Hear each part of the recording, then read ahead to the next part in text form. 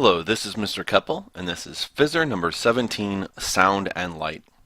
This lesson is from the Wave Properties Unit, and it's page number 1. Let's talk about sound and light. We know they are both waves, but that is about all they have in common. This lesson will discuss the speed of sound and light, how sound and light created, and finally we'll end with a brief overview of the electromagnetic spectrum. So let's get started. First, we'll watch two videos of a distant explosion, and I want you to tell me which is the real video. So here we go.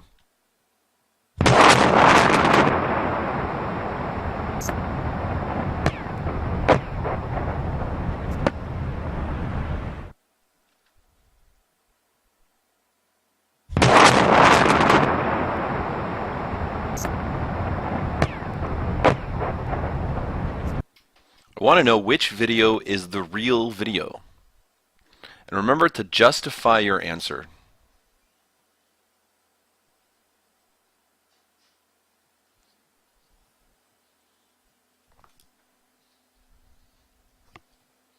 The difference between the two videos was the timing between the sound and the light. In video A, we noticed that the sound was heard at the same time the explosion was seen. But in video B, the sound is heard after the explosion is seen. Now, which of these scenarios is correct? And the answer is that we should see it and then hear it. That the speed of sound is slower than light. And so we'll see the distant explosion before we hear it. In fact, the speed of sound through air is about 340 meters per second, whereas the speed of light through air is 300 million meters per second. Which means light is about 1,000,000 times faster than sound when traveling through air.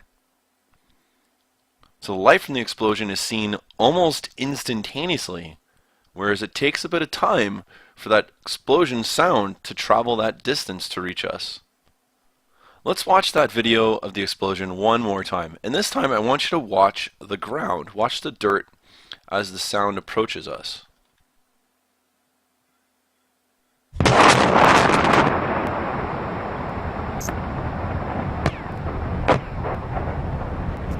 So you can actually see the pressure wave from the sound approaching us, and that was a good visual representation of the speed of sound in air. You've probably also seen this lag between sound and light at a fireworks show.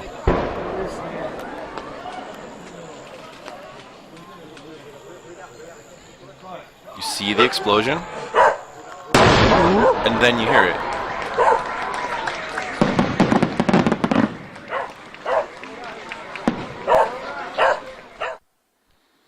Maybe you've seen the same thing with the lightning storm.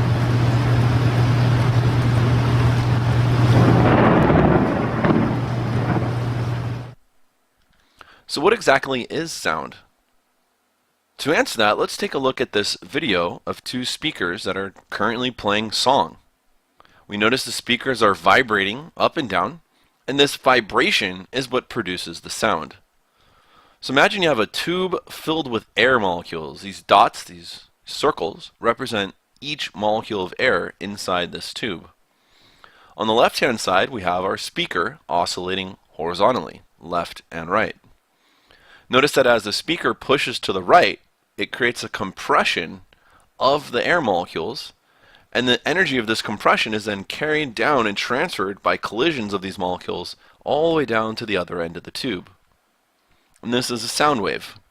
Sound is simply created by compressions of a medium through vibrations.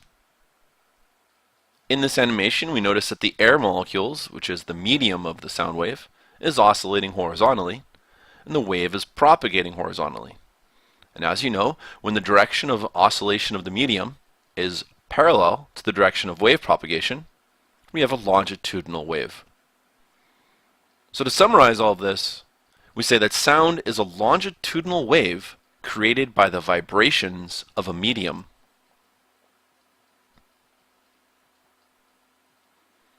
When you hear a sound, you are simply hearing vibrations. So whenever a sound is created, it is created by a vibration of a material. So when you slam your hand against the table vibrates and it sends out a sound wave through the air that reaches your ear Your brain interprets those vibrations, and that's how you hear sound. Sound is a longitudinal wave created by the vibrations of a medium. And since sound is the vibrations of a medium, then obviously different mediums will have a different speed of sound. In fact, we say that the speed of sound depends on the properties of the medium. So let's consider 3 tubes filled with 3 different materials, or 3 different mediums.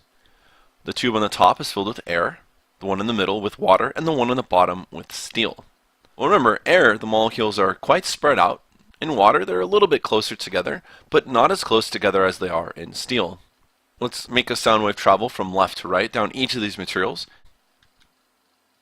Whoa, as you can see, steel sound goes very quickly through steel, about 5,000 meters per second. Whereas in water, it's only 1,500 meters per second, and air, about 340 meters per second. Now, generally we can say that sound travels faster in liquids than gases. Since liquids are closer together, the air molecules don't have to travel as far. And we say that they travel even faster through solids. Since the molecules are closer together, the sound can travel and propagate more quickly. Now, this is not 100% true. This is just a generalization. The reality here is that it actually depends on a property called elasticity of the medium, but that's beyond the scope of this lesson. But what if there's no material at all? So what if we took our tube filled with air and we removed all the air from the tube? This would be called a vacuum. A vacuum is a place where there is no matter. You can say that all the matter has been sucked out. In fact, outer space is a vacuum. Since any 2 masses are gravitationally attracted to one another, all the mass that would have been in space has been attracted to each other to create stars and planets. So there is no matter left in space. It has all been gravitationally attracted into these massive objects, stars, planets, asteroids. So this begs the question, what's the speed of sound in a vacuum? Can sound travel through space?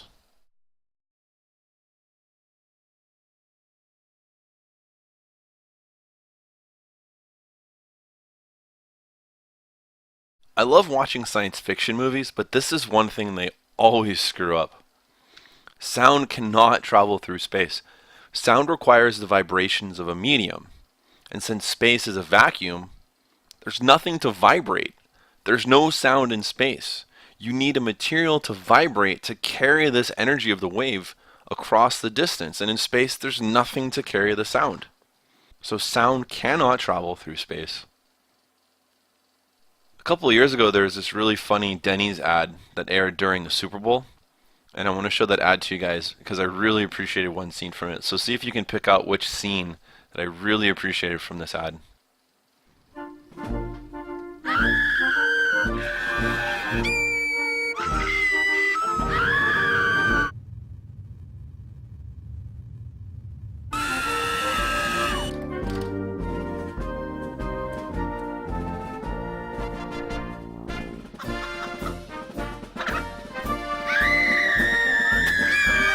Yep, it's going to take a lot of eggs. Denny's free Grand Slam Day is back this Tuesday. Great day to be an American, bad day to be a chicken. As soon as I saw that ad, I knew I had to put it in this PowerPoint. Alright, so next one. Can light travel through space? We just said that sound cannot travel through space, since space is a vacuum. But what about light? Can light travel through space?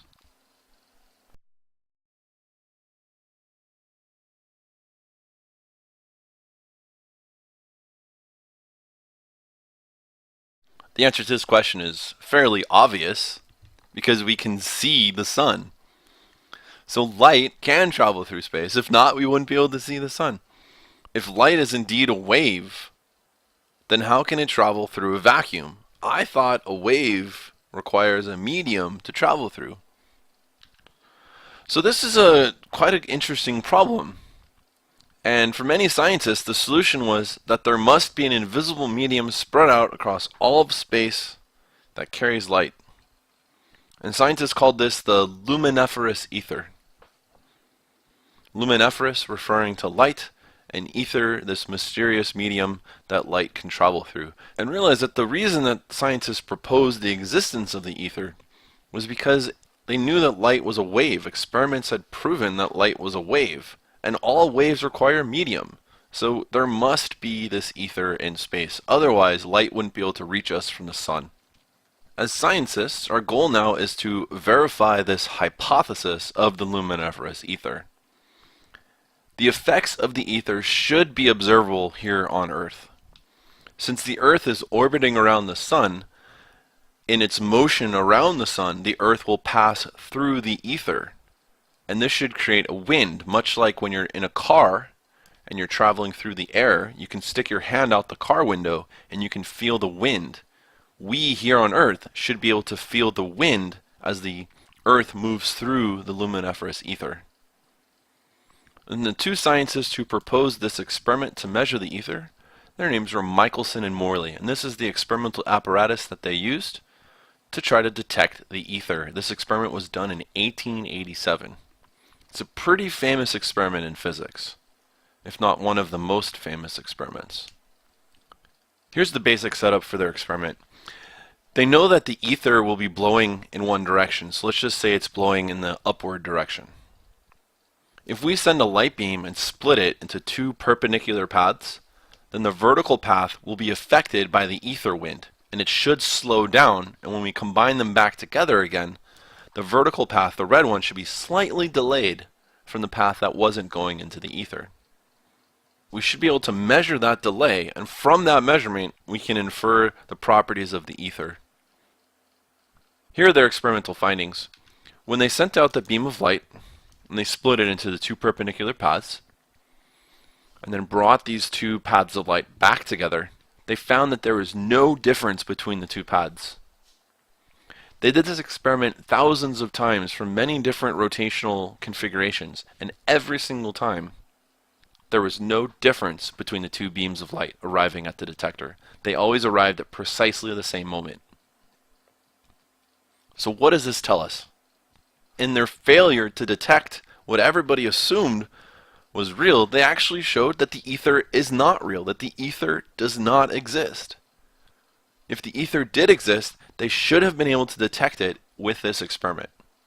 And since they didn't, we're forced to conclude there is no ether. In fact, light is a self-propagating wave. It does not require a medium to travel through. This is a great example of Occam's razor, which says that the simplest explanation is more likely to be true. So what's the simpler explanation? That there's this invisible medium that spreads throughout all of space? Or light doesn't need a medium? Of course, here the simpler explanation is that light does not need a medium. In fact, this reveals to us that light is different than we originally suspected.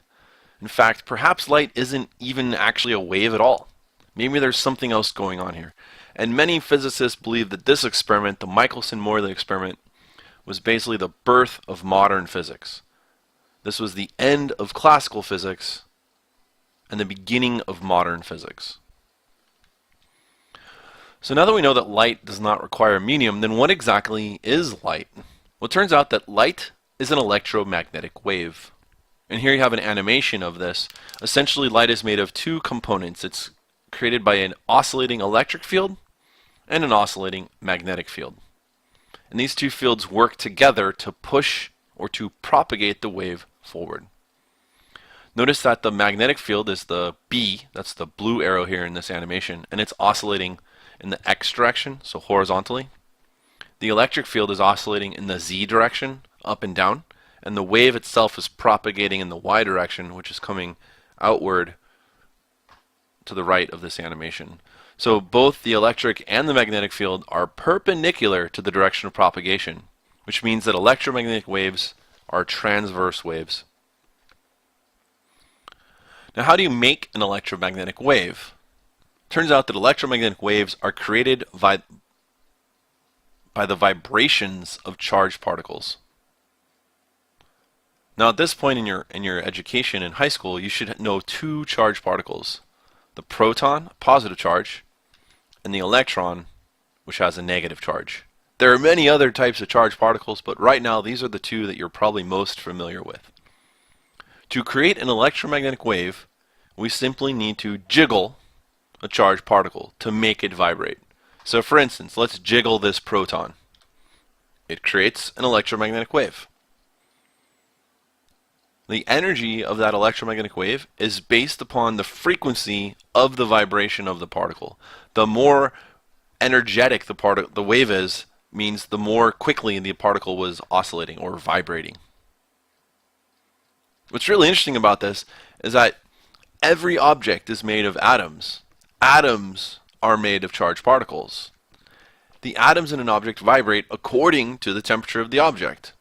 So what this tells us is that every object that has a temperature releases electromagnetic radiation. Anytime you have charged particles that are jiggling or vibrating, electromagnetic radiation is released.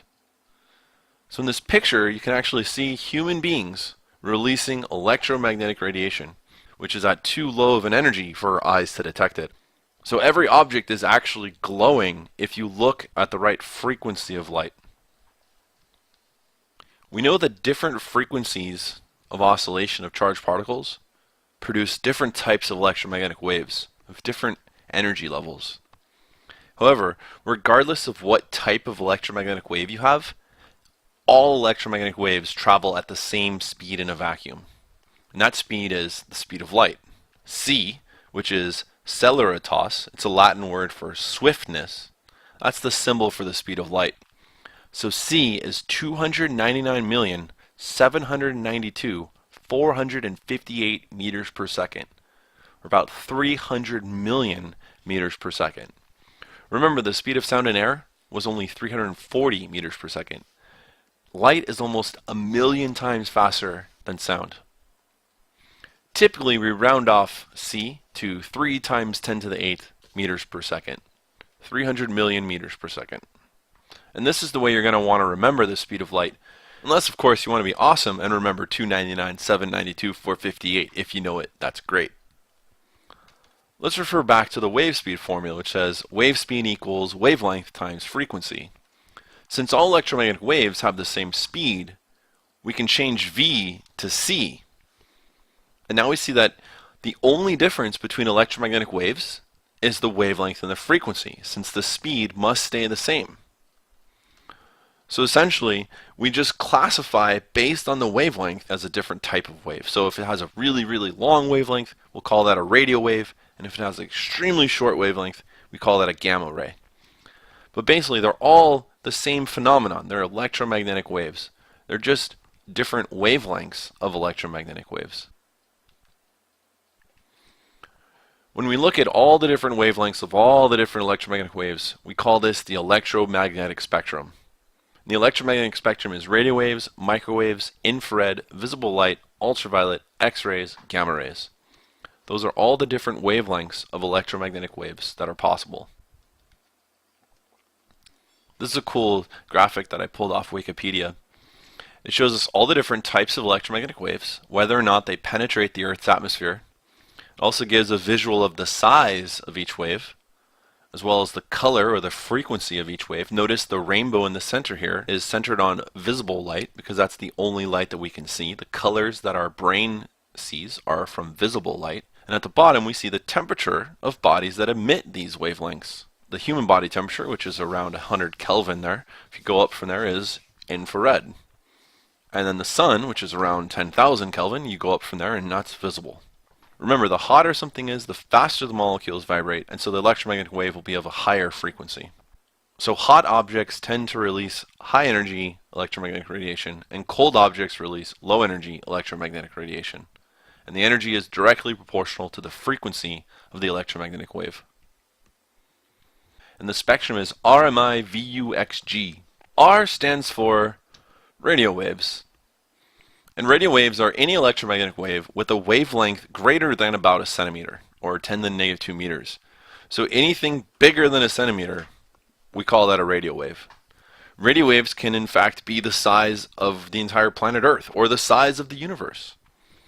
Radio waves are primarily used by humans to communicate. This is in the background you can see a picture of a radio telescope, which is actually being used for astronomy.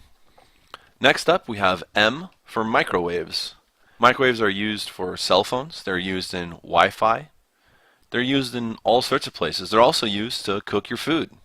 Inside a microwave oven, you send in a focused beam of microwaves at your food, and it causes the water molecules in your food to jiggle, and when molecules start to jiggle, they heat up.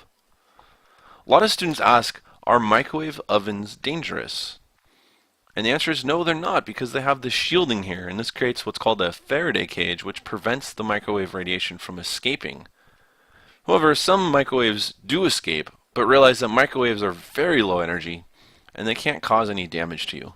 There are, however, types of electromagnetic radiation that are dangerous, but microwaves are not the radiation that's dangerous. Next, we have infrared. Infrared occupies a portion of the spectrum from about 10 to the negative 4 to 10 to the negative 6 meters. Infrared is used, as we mentioned previously, for thermal imaging. It's also used in TV remote controls and the Xbox Kinect. This picture was taken of the DVD controller of the Xbox console, and you can actually see that the camera picked up the infrared radiation coming off the remote control. Next up, we have visible light. Visible light makes up all the colors of the rainbow, and it's this teeny tiny portion of the spectrum right there. This is in about 100 nanometers or so, in that range. All the colors of the rainbow in order of lowest frequency to highest frequency are Roy G. Biv. Red has the lowest frequency, violet has the highest frequency. That's red, orange, yellow, green, blue, indigo, violet. Those are the colors of the spectrum of light. After visible, we start to get deadly. First, we have ultraviolet. You've probably heard of ultraviolet causing skin cancer. We'll talk about that in a little bit. But first, realize ultraviolet is this range of the spectrum. This picture in the background is actually not ultraviolet light. This is visible light. But many materials have this property. When they're hit by ultraviolet light, they then release visible light in a process called fluorescence. So you can create all these really cool environments. If you illuminate them with ultraviolet light, you create all these glowing, awesome places. Like, do this sometimes at bowling alleys or in laser tag arenas and things like that. Now, ultraviolet is high energy electromagnetic radiation. It can cause cancer, and the mechanism for that is if an ultraviolet ray hits a piece of your DNA, it can actually break the ladder. It can break the rungs in the ladder, the bonds between those atoms in the ladder of the DNA. And this can lead to a mutation, which could then cause cancer. Now notice that only ultraviolet and up are high enough energy to cause this to happen. Microwaves were way lower energy. Microwaves do not have enough energy to break the bonds within the DNA. Next up, we have X-rays. Everybody's familiar with X-rays. We use X-rays to take images of our bones and see if they're broken or not. When you go to the doctor and you get an X-ray, they usually put this really heavy bib on you, which is made of lead. And X-rays can't pass through lead. And so this has the benefit of shielding the body from this unwanted X-rays, because X-rays are even higher energy than ultraviolet. The X-rays can go through your body, through your tissue. This increases the likelihood of the electromagnetic wave hitting your DNA. And so they put on the heavy shielded bib to prevent unwanted exposure on the parts of your body that don't need to be imaged. Now, the amount of radiation that you're exposed to is quite low, so it's nothing to really be scared of, but realize that every time you get an X-ray, you are very slightly increasing the chances that you will get cancer. Lastly, we have gamma rays. Gamma rays are basically anything with a wavelength shorter than X-rays. And gamma rays are the highest energy, highest frequency of all the electromagnetic waves. One of the few places on Earth where gamma rays are created are within atomic bomb explosions or nuclear bombs. Gamma rays are also produced in space through phenomena known as gamma ray bursts, which come from black holes. In fact, space is just teeming with gamma rays, flying all about in all different directions, and these are often called cosmic rays. So there you have it. That's the electromagnetic spectrum, RMI VUXG. Try to remember that. It'll really help you out in terms of answering questions like which has a higher frequency or which has a longer wavelength when dealing with the electromagnetic spectrum. Finally, I'd like to end with this image of the Milky Way galaxy taken in various wavelengths of electromagnetic waves. The top picture is taken in gamma rays, and the bottom picture in radio. Now look at the visible light. That's the view that our eyes see of the galaxy. And what you'll notice is the galaxy is blocked out by these patches of clouds. Those clouds are called nebulas. Visible light cannot pass through the nebula. It's not transparent. But if we switch to a different part of the spectrum, we can actually see through these clouds. So for instance, if you go down to the infrared picture, those clouds are no longer visible. And that's because infrared radiation can pass right through the nebula. Using telescopes that look at different wavelengths of light, we actually get a much more complete picture of the universe. And this is how many discoveries have been made, including the fact that there's a black hole at the center of the Milky Way galaxy. So just realize how much information is out there, and our eyes only see a tiny, tiny, tiny piece of the electromagnetic spectrum. Well, that's it for today's PHYZR. Hope you guys have a wonderful day. This has been Mr. Keppel, and I'll see you in class.